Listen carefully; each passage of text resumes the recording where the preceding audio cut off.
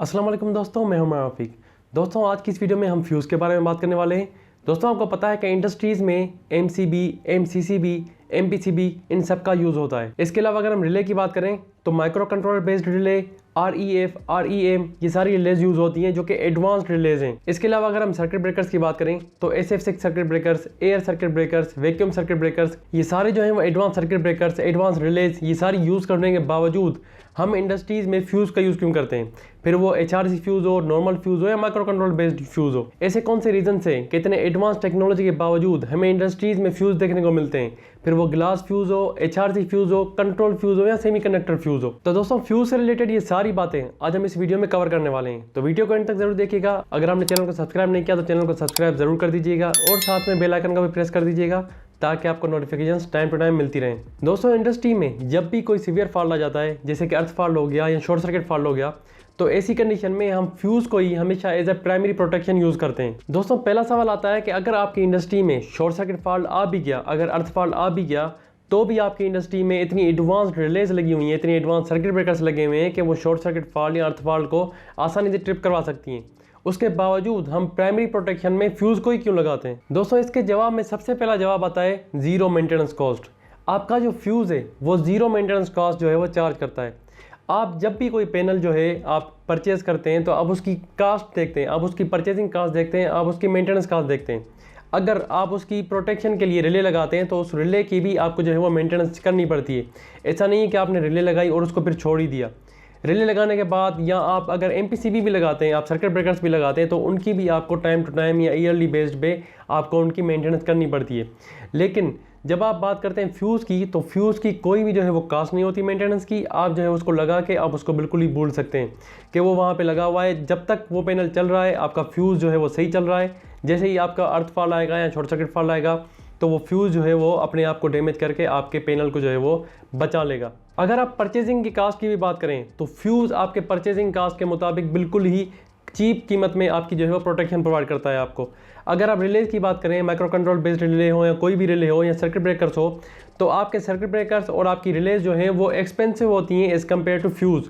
तो आपकी primary protection जो है वो हम फ्यूज़ पे रखते हैं क्योंकि उसकी मेंटेनेंस का बिल्कुल जीरो है as compared to relays and circuit breakers. दोस्तों अगर आप परचेजिंग पॉइंट ऑफ व्यू से देखें या मेंटेनेंस पॉइंट ऑफ व्यू से देखें, फ्यूजेस जो है वो रिलायबल फॉर्म ऑफ प्रोटेक्शन होते हैं क्योंकि उनकी परचेजिंग कास्ट जो है वो लो होती है as compared to relays and circuit breakers, और उनकी मेंटेनेंस कास्ट भी बिल्कुल नहीं होती। दोस्तों उसके बाद जवाब आ जाता है रेस्पॉन्स टाइम का।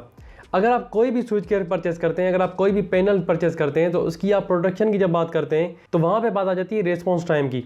आप अगर रिलेज यूज़ करें या सर्किट ब्रेकर यूज़ करें तो उनका जो रेस्पॉन्स टाइम होता है, रेस्पॉन्स टाइम का मतलब है कि अगर कोई भी फॉल्ट आ जाता है, कोई भी अगर शॉर्ट सर्किट फॉल्ट आ गया या अर्थ फॉल्ट आ गया, तो कितने टाइम में आपका जो भी प्रोटेक्शन है, फिर वो रिले हो या सर्किट ब्रेकर हो या फ्यूज हो, कितने टाइम में वो रेस्पॉन्स करके आपके स्विच गियर को या आपके पैनल को आइसोलेट कर देगा उस फॉल्ट से। इसे कहते हैं रेस्पॉन्स टाइम। अगर आप रेस्पॉन्स टाइम की बात करें as compared to relays and circuit breakers, fuse आपका बिल्कुल ही कम टाइम में रिस्पॉन्स करता है और आपके सर्किट को, आपके इलेक्ट्रिकल सिस्टम को आइसोलेट कर देता है फॉल्ट से। दोस्तों इसलिए आज भी इंडस्ट्रीज में पैनल्स में जो प्राइमरी प्रोटेक्शन है वो हम फ्यूज यूज करते हैं क्योंकि उसकी परचेजिंग कास्ट लो है, मेंटेनेंस कास्ट तो है ही नहीं।